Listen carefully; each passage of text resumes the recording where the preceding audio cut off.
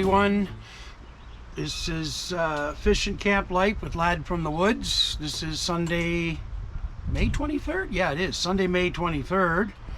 I was up quite late last night, mucking around editing videos and stuff, and I watched RV Dave's video. I went and checked out Adventure Van Man, what he's put out lately. I wasn't all that big on what Dave was doing with his smaller van, but as he's going along, like, it's starting to turn out. It's like, okay, I see, this is good. He's not really doing it on any given plan. He's just doing it haphazardly, but he's good at that. I find RV Dave is. So anyways, so I'm watching this with interest.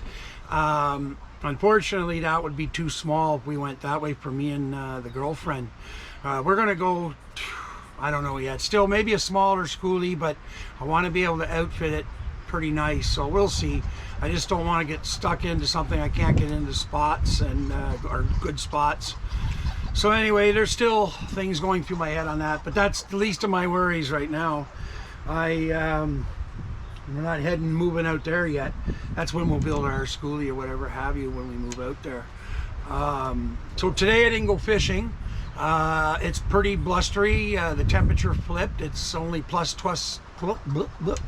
20 Celsius here, which is a huge difference from yesterday and the days before. No humidity, so it's actually beautiful out.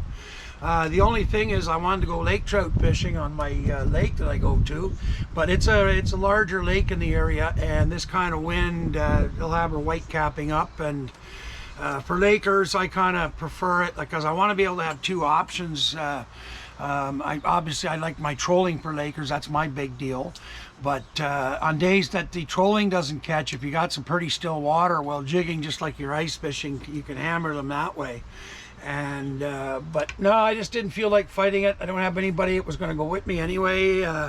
You know, you're fighting the boat, trying to fish and all that. So now tomorrow, May 24th, Monday, which is still a holiday here in Canada, tomorrow is supposed to be very little wind, still nice and cool, like around 20 Celsius. I'm going, now we're fucking talking.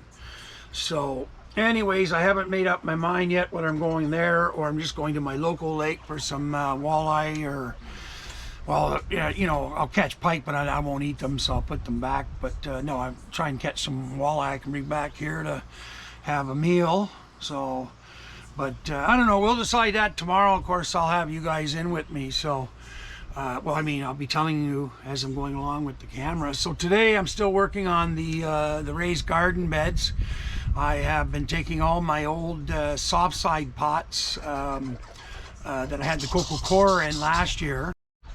Well, I don't know what happened there. It just suddenly decided to shut off on its own after 3 minutes or something. Well, that was weird. It doesn't matter. I can connect them all anyway. And I used Filmora 10 just to get everything, you know, ready for the internet. So yeah, I had those soft bags that, you know, I use just strictly coco coir and perlite, which is one of my favorite mix. The problem is that, and I said this the other day, is that I can't be away for any length of time because you have to water coco coir like almost every day, or nutrients. But the mix I'm doing, I'm mixing it with some organic soil, you know, potting soil and everything. And the potting soil, interestingly enough, I didn't see anything that said perlite on it, but it's got some perlite in it. So, and there's enough perlite in the coco coir from last year that I'm like, oh fuck, this is nice. I don't even have to do any coco coir, perlite mixed into the two. So I started mixing to them. I did 3 or 4 wheelbarrows, and as I'm doing that, I'm realizing I probably don't even have half of the amount of everything I need to fill these 16-foot long raised garden beds. We'll see. I have a lot of coco coir left, you know, and there's probably, I've only used about 5 bags, but I have 2 of those 16-foot longs. I'll walk back there with you as soon as I'm going to finish this coffee because I keep reheating it with the microwave. I just want to get it done now. And I was not feeling good moving or doing the first ones because I hadn't I haven't drank my smoke. So I want to finish smoking my coffee and drinking my smoke, and you know, I've already had some and it's already put me in the mood to get working. And then, of course, I bring out the camera. This is always my way of fucking the dog, eh? I'll either go to the camera or I go on the Facebook groups and help my buddy sell firewood or talk to him, whatever. And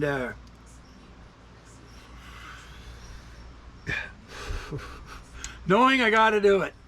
It's got to be done today, especially if I want to go fishing tomorrow. So the nice part of today would have been it on the windy lake. It would have kept all the bugs down in the lake, because I'm seeing pictures of everybody out there on the lakes they're putting up, and it's like everybody's wrapped up like in mummy suits. I got one of those screen things, but I'm not afraid to use DEET. So, and I got this new one that's like 30%. It's like, so as soon as I spray it, I mean, they don't even come around this whole area. So, you know, there's some kind of crazy poison in it.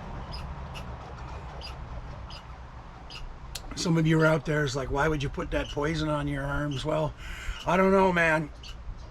I'm not saying the chances are good of West Nile virus, but with everything else going on, I can wash the poison off when I'm done, you know, in the shower.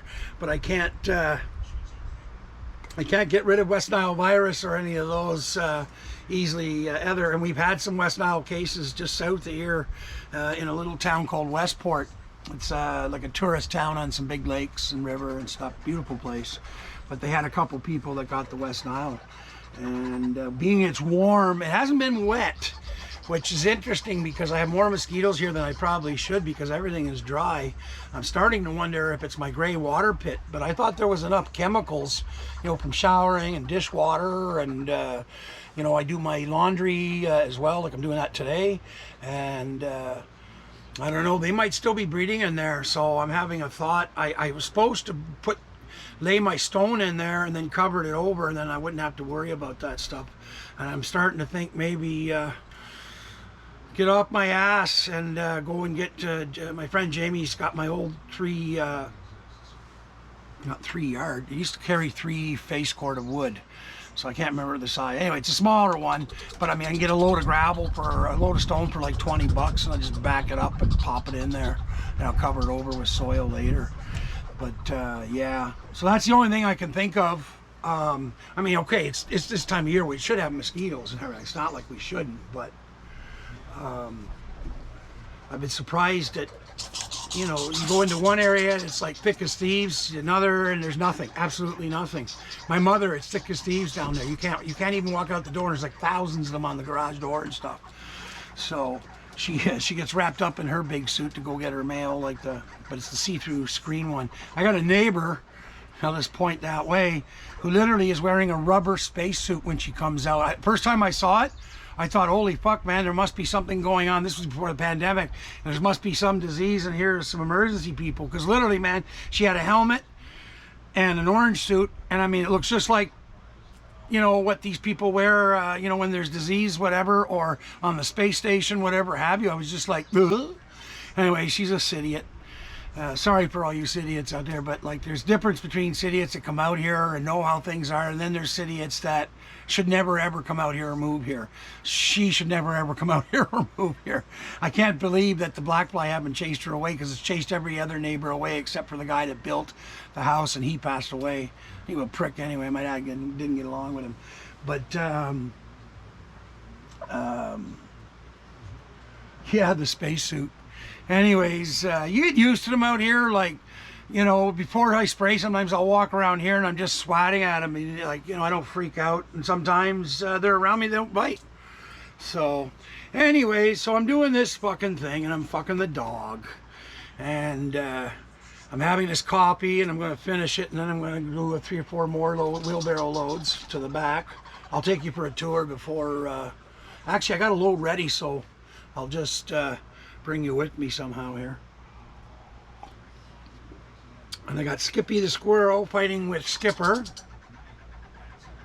Sometimes he wins and other times she wins, depending on who seems to have the more balls of the day. She doesn't have any, of course. I'm certain she's pregnant though, boy. She's really you know, looking. I can't get close enough to see if her teats are showing, and you know, they're pretty tiny, right? So anyways,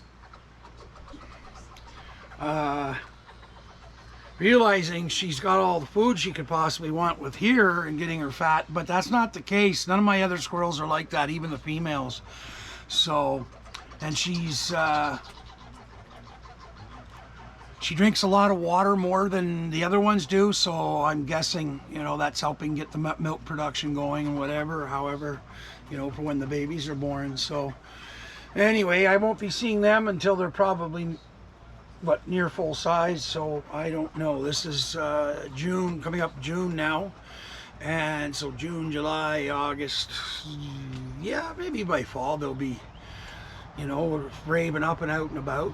So if they don't all get eaten first. I got the barred owl, did I name him Henry the owl or something? I can't remember. I thought I had a name for him, but sometimes he gets over here, sits and stares at the cats, and I know what he's thinking there. I'll come out here and him and I just lock eyes, and it's like almost communication, like holy fuck. Anyway, he seems to be a cool owl, and I haven't seen him swoop down on these little guys or anything close. He swooped down on a snake here the other day. Fucking snake he had. I don't even know what it was. Like I know we don't got like rattlers or anything like that here. Like fuck man, just garter snakes, whatever. You know, the garden ones, the typical ones. But this thing, fuck, it had to be, like he caught it about 3/4 of the way back, and it was hanging down this way and it was hanging down this way.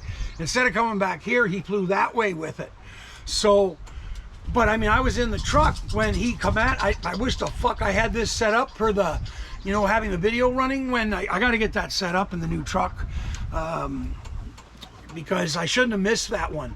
And of course I saw 2 paired eagles, which I've told the story before. I lost my 2 to a lightning here, but way back towards Hopetown.